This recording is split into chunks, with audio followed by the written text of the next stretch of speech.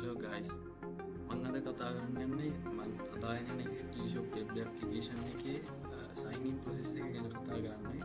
එතකොට අද අපි මුලින් බලමු කොහොමද මේ ප්‍රොසෙස් එක වෙන්නේ කියලා. මුලින්ම අපි කලින් වීඩියෝ කතා කරා වගේ සයින් අලුතෙන් එන යූසර් කෙනෙක් සයින් අප් වෙලා ආවට පස්සේ එයා එන්ටර් කරගෙන තියෙන යූසර් ඊමේල් එක සහ පාස්වර්ඩ් එක එන්ටර් කරලා සයින් ඉන් දුන්නාට පස්සේ අපේ හෝම් පේජ් එකට ලෝඩ් වෙන්න ඕන. ඒක තමයි අපි හදාගෙන යන විදියට තියෙන්නේ. එතකොට මුලින්ම අපි බලමු කොහොමද මේ ඊමේල් එකක් එන්ටර් කරගෙන ඒක වැරදි නම් කොහොමද පෙන්වන්නේ. ඒ විදිහට අපි පොඩ්ඩක් බලමු. මුලින්ම මම මෙතන ඊමේල් එකක් එන්ටර් කරනවා. මේ ඊමේල් එකක් එන්ටර් කරගෙන ඊට පස්සේ ඊමේල් එක එන්ටර් කරගෙන සයින් ඉන් වෙන්න ගියොත් all fields are required කියලා error message එකක් print වෙනවා. එතකොට අපි මෙතන පාස්වර්ඩ් එකක් දීගෙන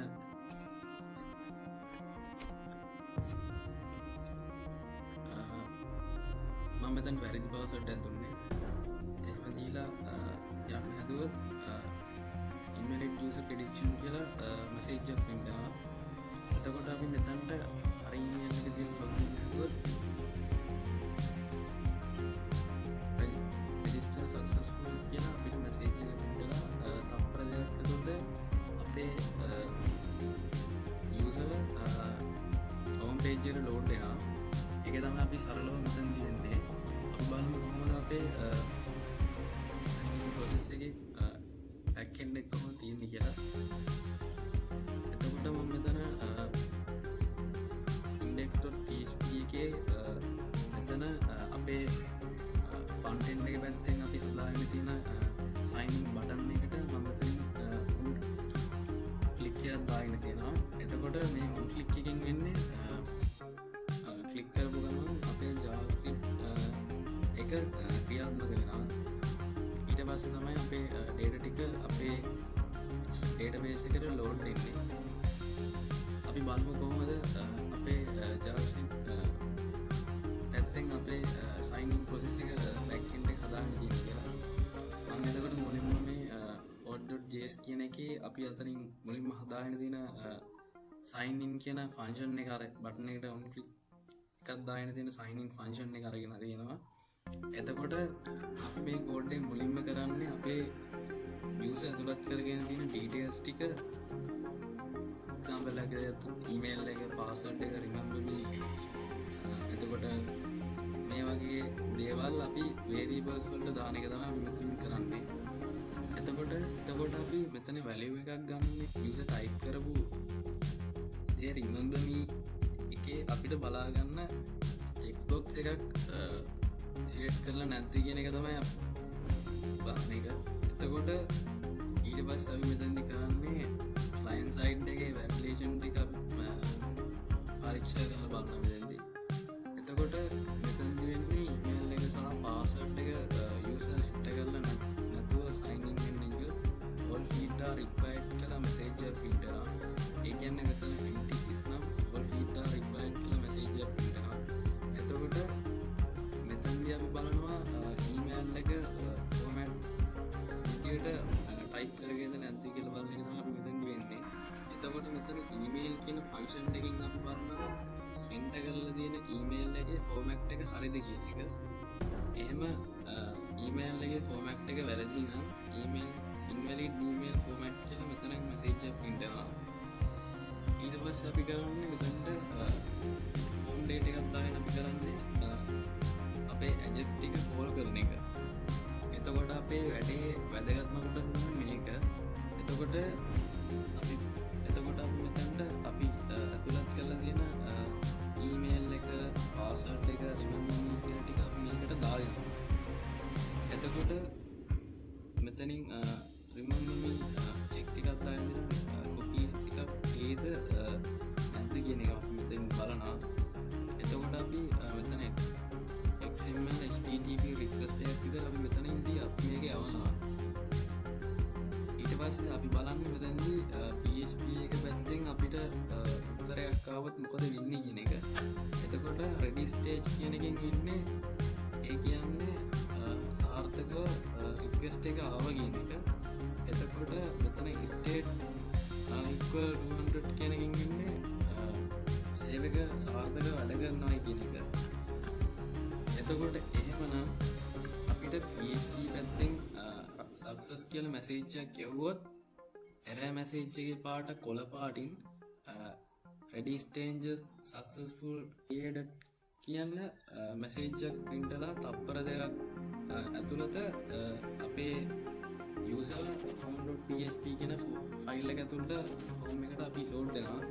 එතකොට අපි මෙතනදී මොකක් හරි වැරදුනොත් එතකොට එතනදී අපේ enter කරගෙන තියෙන වැරදි email එක අපේ වැරදි message එක දෙන්නවා. එතකොට එහෙමනම් අපි ඊට පස්සේ මේ enter කරගෙන තියෙන data ටික අපි post method එක හරහා process කියන folder එක ඇතුලේ තියෙන login process.php එකට අපි යවනවා. එතකොට මෙතන function එකක් දාගෙන validate email කියලා දාගෙන තියෙන්නේ අපේ email එකේ format එක හරිද කියන එක. ඒතකොට ඒ කියන්නේ app එක සහ full stop එක හරියට ඒ තැනදී තියෙනවද කියලා බලන එක තමයි මෙතන තියෙන්නේ. එහෙම නැත්නම් තමයි අපේ අර inherit email format කියලා error message එක print වෙන්නේ. එතකොට අපි බලමු අපේ login.php කියන folder එක ඇතුළේ ගිහිල්ලා ඊට පස්සේ මේ තියෙන මගේ මම හදාගෙන තියෙන login process.php එක. එතකොට මම මුලින්ම php script එකක් දාගෙන මෙතනින් session එකක් start කරගෙන තියෙනවා. එතකොට මෙතනට අපි require කරගෙන තියෙනවා connection.php එක. එතකොට මුලින්ම අපි post method එක හරහා javascript එකකින් යවපු email password සහ remember me කියන status එක අපි ලබා ගන්නවා.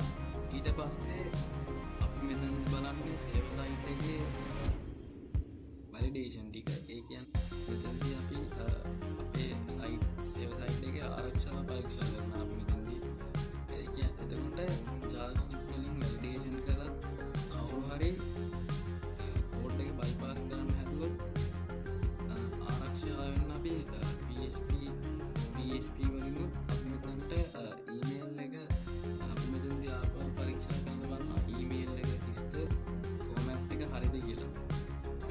එතකොට ඊට පස්සේ බලනවා මෙතන database search function එකක් දාගෙන email එකට අදාළ user කෙනෙක් ඉන්නවද කියලා බලනවා. ඊට පස්සේ මෙතනදී විශේෂ වැදගත් දේ තමයි prepaid statement පාවිච්චි කරලා තියෙන නිසා SQL inject ප්‍රහාර එල්ල කරන්න බැරි වෙනවා. ඒක මේ කෝඩ් එකේ ආරක්ෂාවට හොඳයි. එතකොට අපි බලන්න මෙතනදී අපේ පාස්වර්ඩ් එක චෙක් කරලා බලන එක. එතකොට මෙතනදී පාස්වර්ඩ් එක database එකේ අපි enter කරපු පාස්වර්ඩ් එක database එකේ insert කරලා තියෙන්නේ plain text එකක් විදිහට නෙමෙයි hash එකක් විදිහට.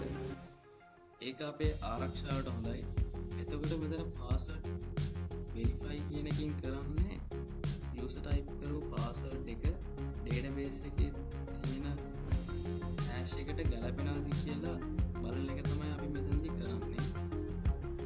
මේක තාමත් ආරක්ෂිත ක්‍රමවේදයක්.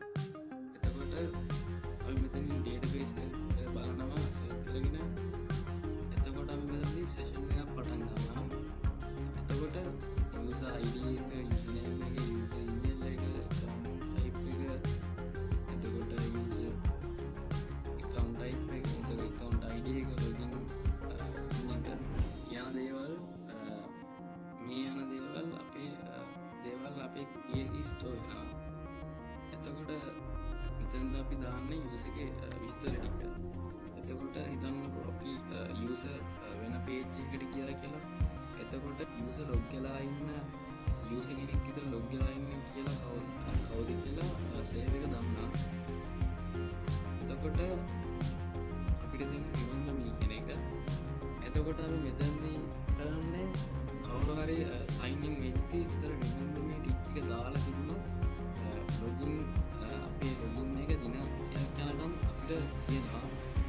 එතකොට මෙතනදී කරන්නේ මුලින්ම token එකක් හදන එක.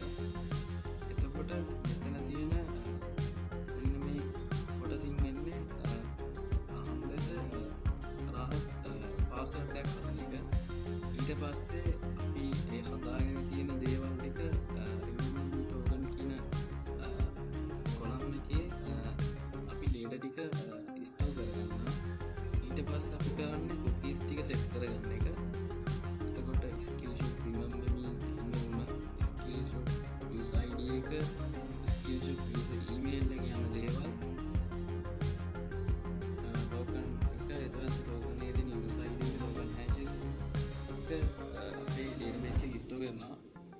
එතකොට මේක තව දෙයක් තමයි කොපි එක අපි ටික් එක දාලා තිබුණොත් අපේ එන්ටර් කරලා තියෙන පාස්වර්ඩ් එක ඩිරෙක්ට් අපිට සේව් වෙන්නේ නැති එක. එහෙම තියෙන එක අපිට ඉතාලම ආරක්ෂිතයි. ඒකට මේ වගේ ටෝකන් එකක් පාවිච්චි කරන එක ඉතාලම සාර්ථක දෙයක්. එතකොට අපි අවසාන විදියට බැලුවොත් හැමදේම සාර්ථක නම් අපි මෙතනට එකෝ කරන සක්සස් කියලා මැසේජ් එක.